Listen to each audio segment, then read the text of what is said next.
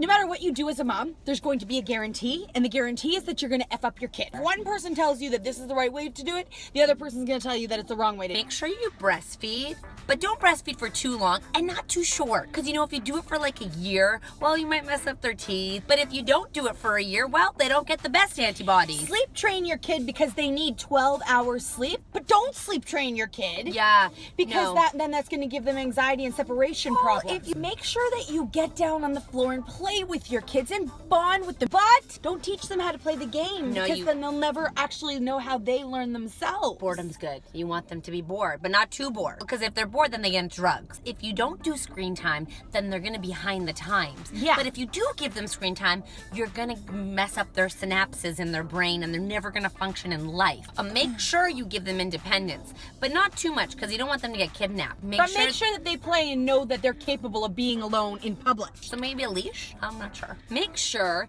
you give them affirmation, like, I love you. Not I'm proud of you, but make sure they know they're proud of you. So maybe like subliminal messages.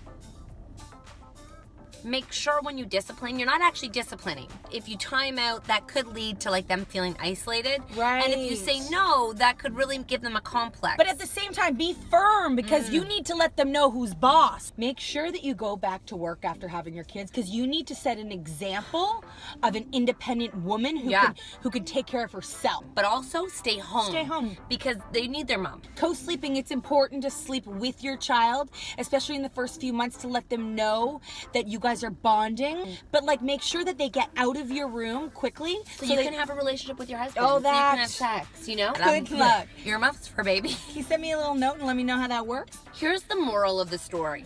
You're darned if you do, and you're darned if you don't. Based on statistics, you're definitely gonna screw up your kids. Oh yeah. What are you gonna do to F up your kid? Strength and guidance, all that I'm wishing for my friends. Nobody makes it from my ends. I had to bust up the silence.